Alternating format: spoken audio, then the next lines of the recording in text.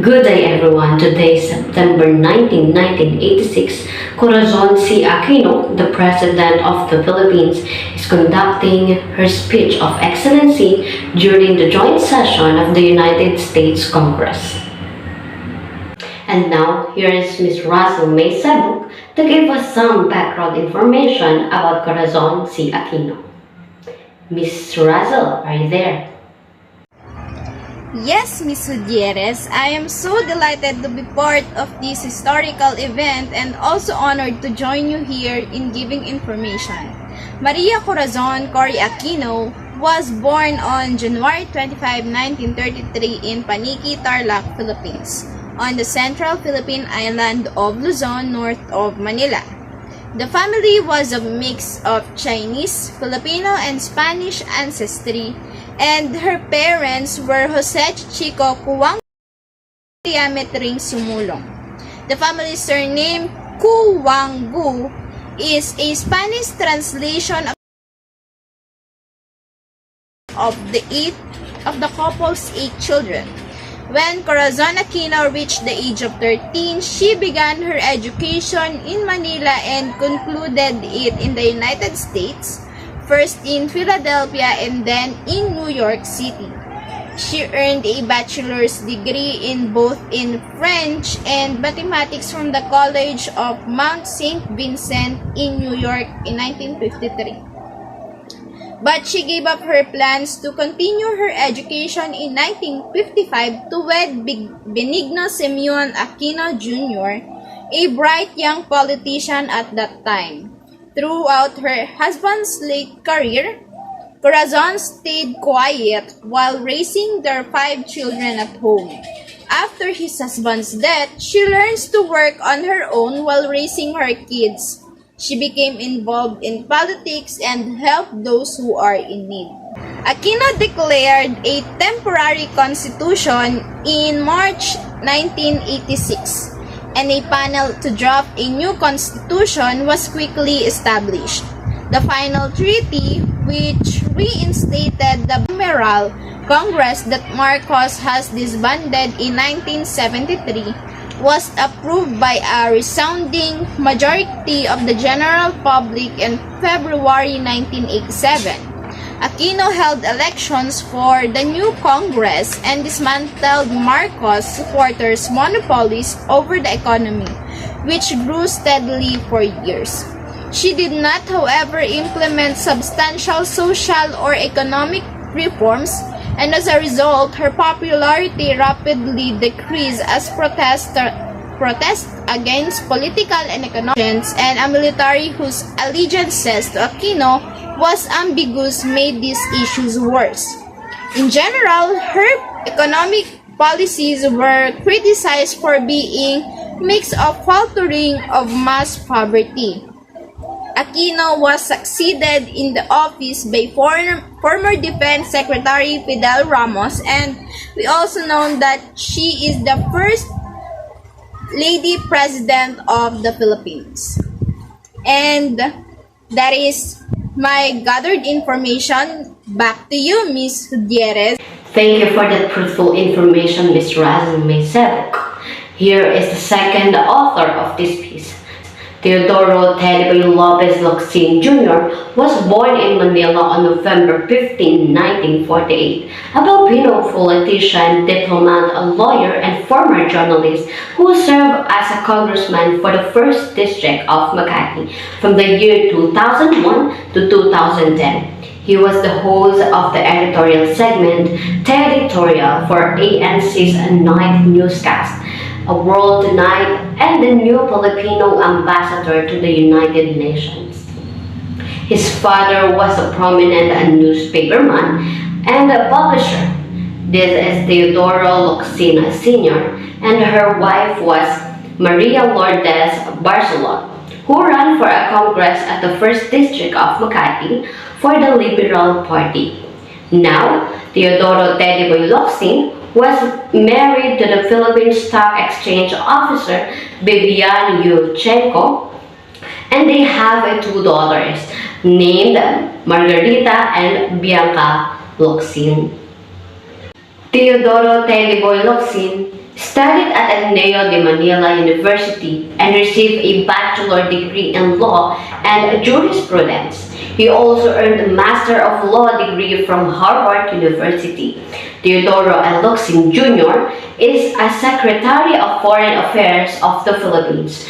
Prior to assuming this position, he served as a permanent representative of the Philippines to the United Nations. In government, he served as legal counsel and a speechwriter of President Corazon C. Aquino, and is also a speechwriter for President Joseph Estrada and Gloria Macapagal Arroyo. He was also elected to the Philippine House of Representatives, representing the 1st District of Makati City from the year 2001 to 2010. And now, to give a background information about this speech, here is Ms. Giselle Mendoza live at Washington, D.C. viewing the speech of Corazon C. Aquino.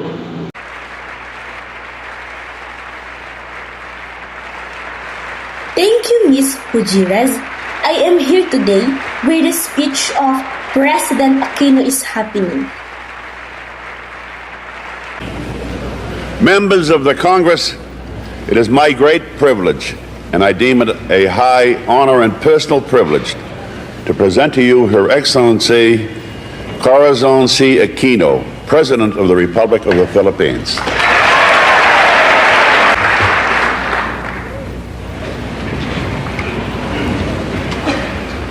Mr. Speaker, Senator Thurmond, distinguished members of Congress. 3 years ago, I left America in grief to bury my husband, Ninoy Aquino. I thought I had left it also to lay to rest his restless dream of Philippine freedom. Today, I have returned as the President of a free people. In burying Ninoy, a whole nation honored him by that brave and selfless act of giving honor. A nation in shame recovered its own. A country that had lost faith in its future found it in a faithless and brazen act of murder. So in giving we receive, in losing we find, and out of defeat we snatched our victory. For the nation, Ninoy became the pleasing sacrifice that answered their prayers for freedom. For myself and our children, Ninoy was a loving husband and father. His loss, 3 times in our lives, was always a deep and painful one. 14 years ago this month was the first time we lost him. A president turned dictator and traitor to his oath, suspended the Constitution, and shut down the Congress that was much like this one, before which I am honored to speak. He detained my husband along with thousands of others, senators, publishers, and anyone who had spoken up for the democracy as its end drew near. But for Ninoy, a long and cruel ordeal was reserved. The dictator already knew that Ninoy was not a body merely to be imprisoned, but a spirit he must break. For even as the dictatorship demolished one by one the institutions of democracy, the press, the Congress, the independence of the judiciary, the protection of the Bill of Rights, Ninoy kept their spirit alive in himself. The government sought to break him by indignities and terror. They locked him up in a tiny, nearly airless cell in a military camp in the north. They stripped him naked and held the threat of a sudden midnight execution over his head. Ninoy held up manfully under all of it. I barely did as well. For 43 days, the authorities would not tell me what had happened to him. This was the first time my children and I felt we had lost him. When that didn't work, they put him on trial for subversion, murder, and a host of other crimes before a military commission. Ninoy challenged its authority and went on a fast. If he survived it, then he felt God intended him for another fate. We had lost him again, for nothing would hold him back from his determination to see his fast through to the end. He stopped only when it dawned on him that the government would keep his body alive after the fast had destroyed his brain. And so, with barely any life in his body, he called off the fast on the 40th day. God meant him for other things, he felt. He did not know that an early death would still be his fate, that only the timing was wrong. At any time during his long ordeal, Ninoy could have made a separate peace with the dictatorship, as so many of his countrymen had done. But the spirit of democracy that inheres in our race and animates this chamber could not be allowed to die. He held out in the loneliness of his cell and the frustration of exile, the democratic alternative to the insatiable greed and mindless cruelty of the right and the purging holocaust of the left. And then we lost him irrevocably and more painfully than in the past. The news came to us in Boston. It had to be after the 3 happiest years of our lives together. But his death was my country's resurrection in the courage and faith by which alone they could be free again.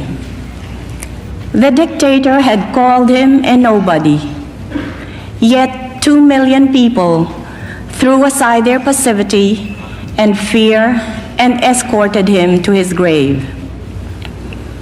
And so began the revolution that has brought me to democracy's most famous home, the Congress of the United States.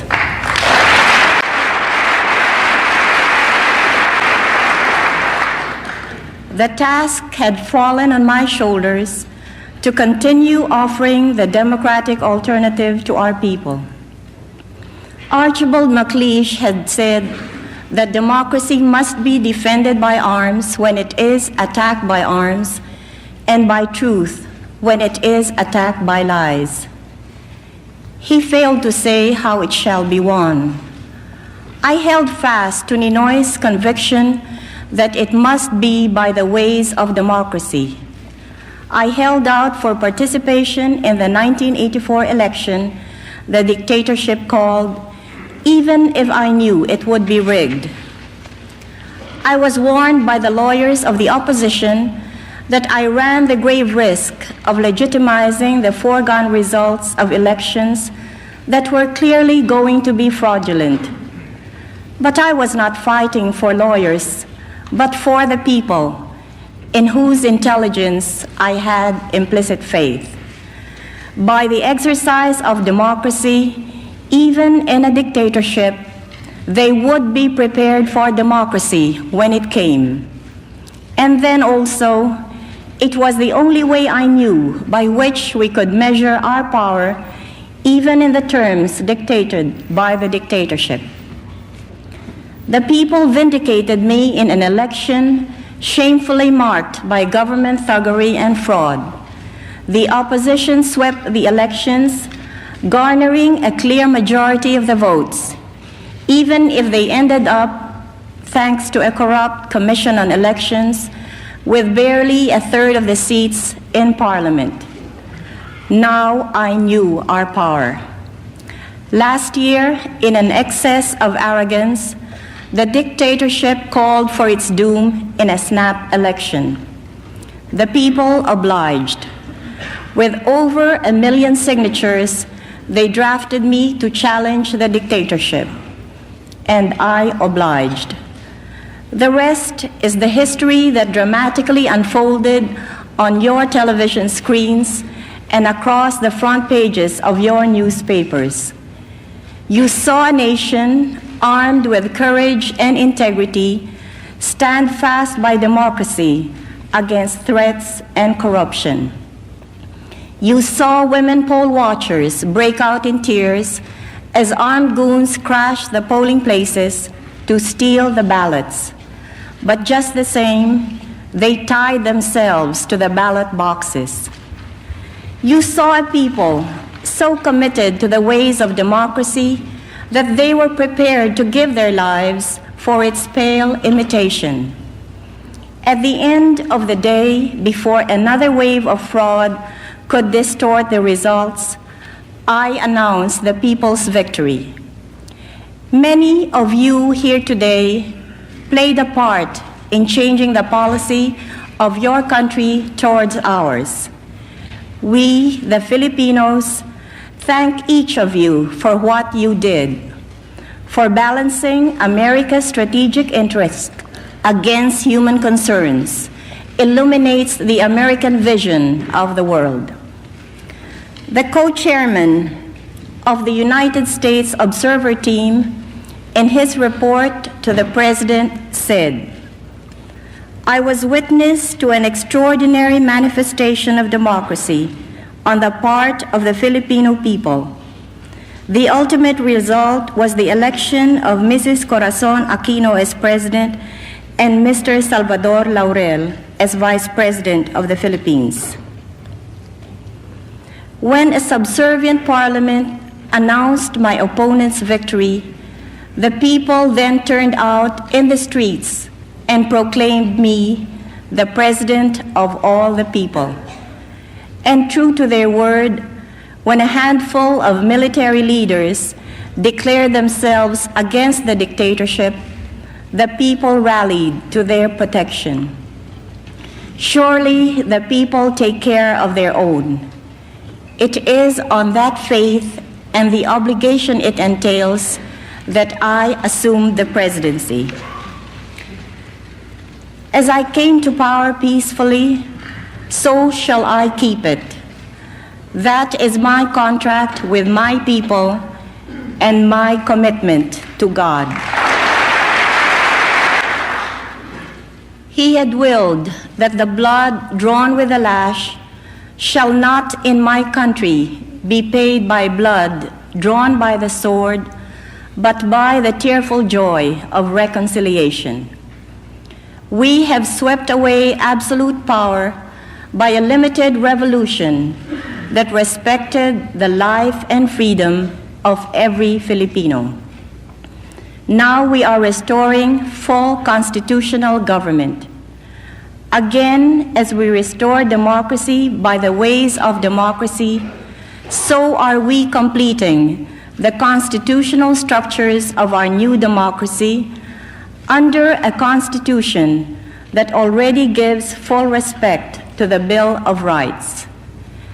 A jealously independent constitutional commission is completing its draft, which will be submitted later this year to a popular referendum. When it is approved, there will be elections for both national and local positions. So within about a year from a peaceful but national upheaval that overturned a dictatorship, we shall have returned to full constitutional government. Given the polarization and breakdown we inherited, this is no small achievement. My predecessor set aside democracy to save it from a communist insurgency that numbered less than 500. Unhampered by respect for human rights, he went at it with hammer and tongs. By the time he fled, that insurgency had grown to more than 16,000. I think there is a lesson here to be learned about trying to stifle a thing with the means by which it grows. I don't think anybody in or outside our country concerned for a democratic and open Philippines doubts what must be done.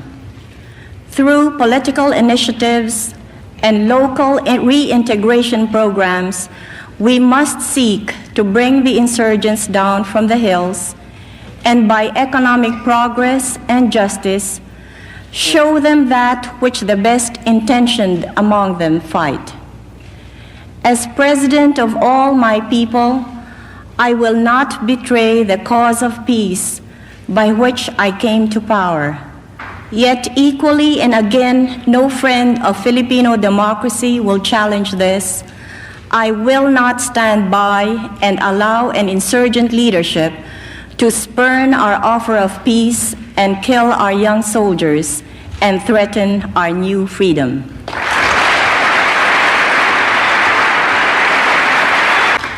Yet I must explore the path of peace to the utmost, for at its end, whatever disappointment I meet there is the moral basis for laying down the olive branch of peace and taking up the sword of war.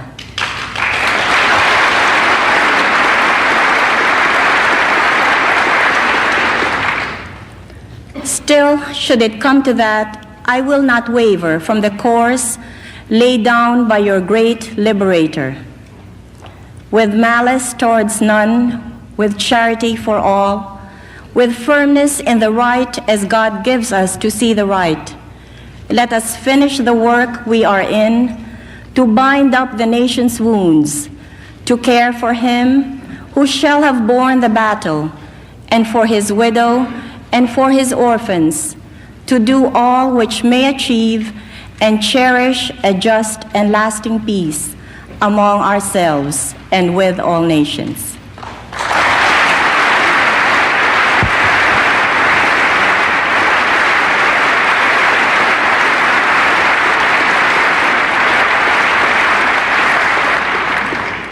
Like Abraham Lincoln, I understand that force may be necessary before mercy.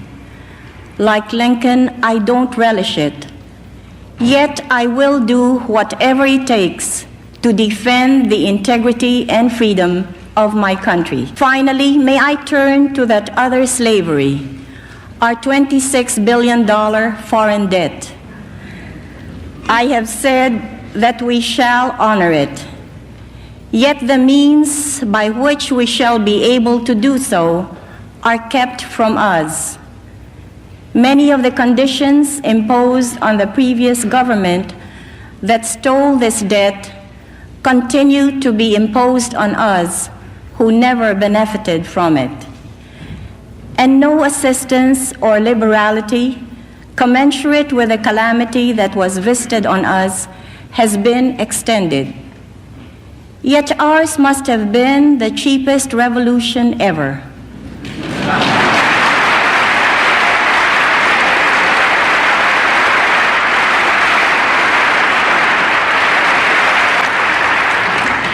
With little help from others, we Filipinos fulfilled the first and most difficult condition of the debt negotiation, the full restoration of democracy and responsible government.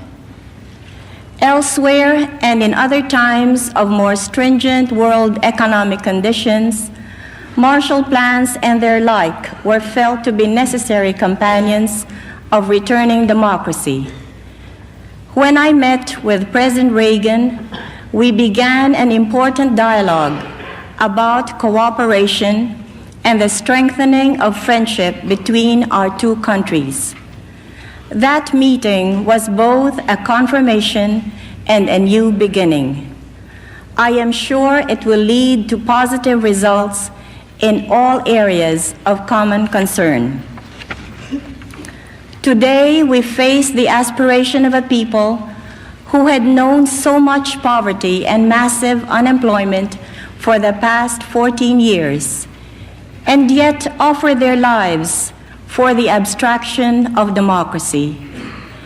Wherever I went in the campaign, slum area, or impoverished village, they came to me with one cry: democracy. Not food, although they clearly needed it, but democracy. Not work, although they surely wanted it, but democracy. Not money, for they gave what little they had to my campaign. They didn't expect me to work a miracle that would instantly put food into their mouths, clothes on their back, education in their children, and give them work that will put dignity in their lives. But I feel the pressing obligation to respond quickly as the leader of a people so deserving of all these things. We face a communist insurgency that feeds on economic deterioration, even as we carry a great share of the free world defenses in the Pacific. These are only two of the many burdens my people carry, even as they try to build a worthy and enduring house for their new democracy that may serve as well as a redoubt for freedom in Asia. Yet no sooner is one stone laid than two are taken away. Half our export earnings, $2 billion out of $4 billion, which is all we can earn in the restrictive markets of the world, must go to pay just the interest on a debt whose benefit the Filipino people never received. Still, we fought for honor, and if only for honor, we shall pay. And yet, should we have to wring the payments from the sweat of our men's faces and sink all the wealth piled up by the bondsman's 250 years of unrequited toil? Yet, to all Americans, as the leader of a proud and free people, I address this question: has there been a greater test of national commitment to the ideals you hold dear than that my people have gone through? You have spent many lives and much treasure to bring freedom to many lands that were reluctant to receive it. And here you have a people who want it by themselves and need only the help to preserve it.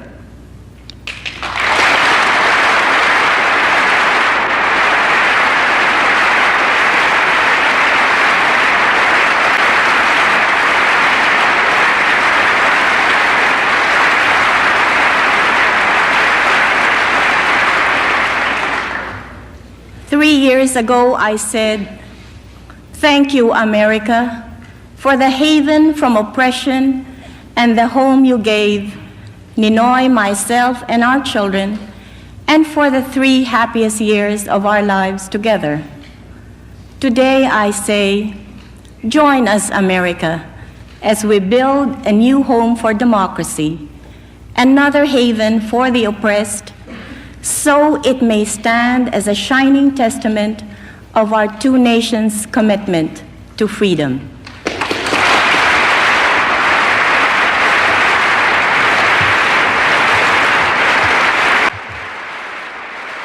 President Corazon Aquino spoke before a joint session of the United States Congress in September of 1986.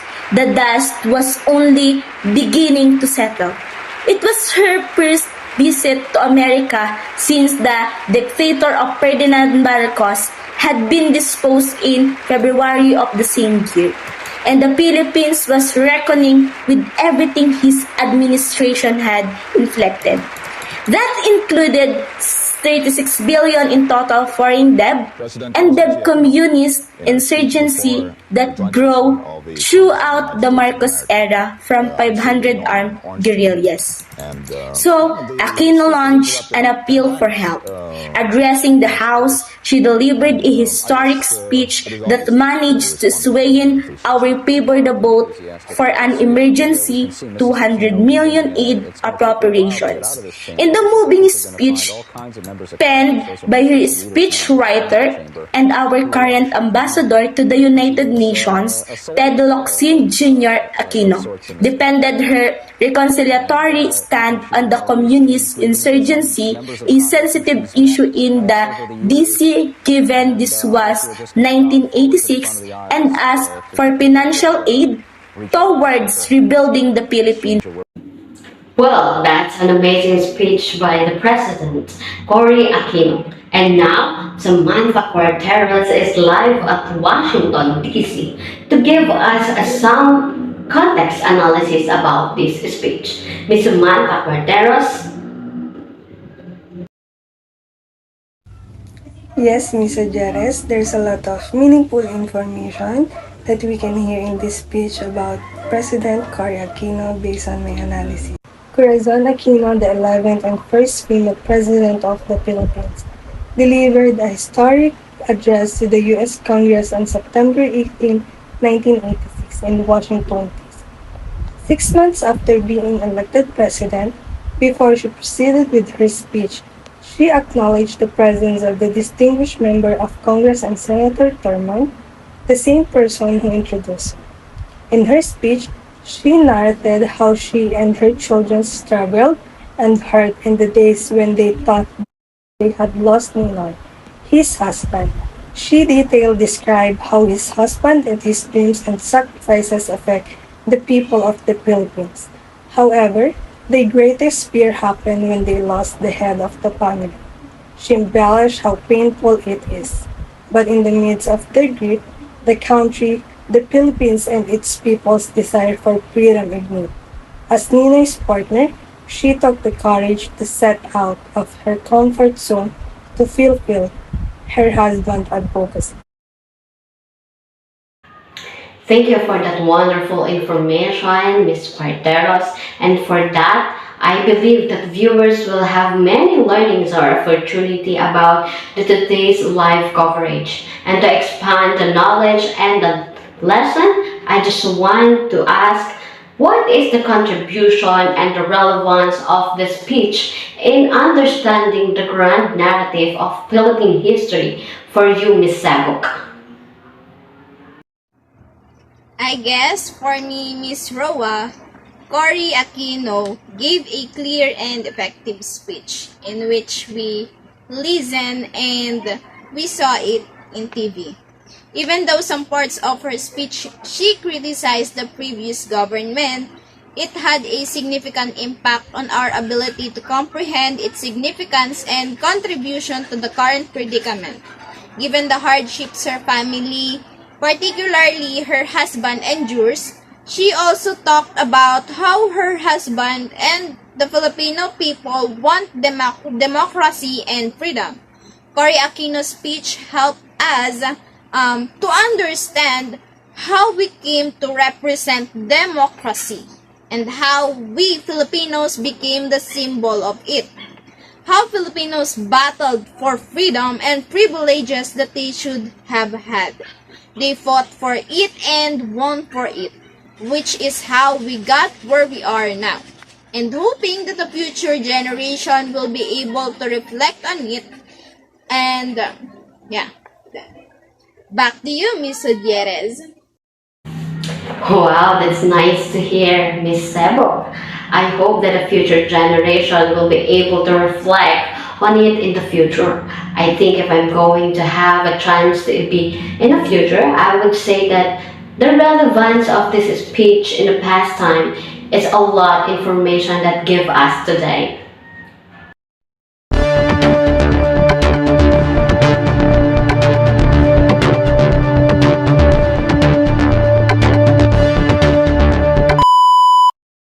Readings in Philippine History. Learning Task 1. Watch the news from International News Report, live coverage of Corazon Aquino's speech before the joint session of the United States Congress, and give your idea about the relevance of the speech into the present time through video record. Note that the submission is on October 6, 2022 at 2:30 p.m. My name is R.R. Gutierrez, and this is my learning task number 1. So the significance of that speech is that it imparted a lot of information and knowledge to us as we look back in our history, especially at the time of former President Maria Corazon Cory Aquino, the Philippine political leader who served as a first female president of the Philippines. She restored the democratic rule in the country after the long dictatorship of Ferdinand Marcos. Corazon Aquino's assumption to the presidency in 1986 was heralded by many of the dawning of the new age of the Filipino woman. For the first time in our history, a member of a female sex has taken hold of the regions of the political power that is low place in a society. Machismo makes an achievement noteworthy. And today, like other women leaders across the world, Robredo does not only compete for voters, she must also contend in the particular norms of the leadership. The best man for the job is woman, says the Philippine Vice President Leni Robredo, the lone female presidential candidate in May election. Yet, despite of her notable credential in public service, Robredo faces an uphill battle to win over the voters. As with other women in the politics, she confronted with the perennial gender stereotypes. Despite more women assuming power roles, they continue to suffer from sexism in a many democratic society as the gender stereotypes tend to favor men as a leader. He said, being assertive, decisive, and competitive, this characteristic explain the popularity of strong women leaders. As a voter feel assured of their promise of certainty in uncertain times, all along the male anatomy and hypermasculinity are expected of the state leadership. Woman credibility in the leader will always be suspected. And for me, one of the important lessons that has to do with unity. When people power happened in the Filipino, people became united toward one goal, to throw out the dictatorship and restore national democracy. Cory showed us that we are capable as a Filipino and as a people to stand together and fight for our freedom. We need to understand, however, that unity means setting aside our personal agenda. President Cory also taught us to remember the lesson of history as we won't make the same mistake. We all fought hard for the liberties that we presently enjoy. Lives were lost and huge sacrifices were made to be able to restore democracy. We need to learn as a people to value this hard-won victory. We learn as a younger generation about the hard lesson that they face as the nation and about the fruit of the revolt, including freedom of the press and our legacy to the world, a peaceful revolution, inspiration. It also one of the things that I have learned. It burns bright to this day. And not just here in our country, but also around the globe. In fact, she said that before the one of their speeches, even if we're able to overcome them, we are able to overcome the challenges now. This is still true today. Cory taught us to be brave and to fight tyranny in the name of the democracy. Cory left us also with a lesson on a great leadership. One, it is not a permanent thing. To be able to retain democracy, we all need to be continuously work hard to nourish and sustain it. That's all. Thank you.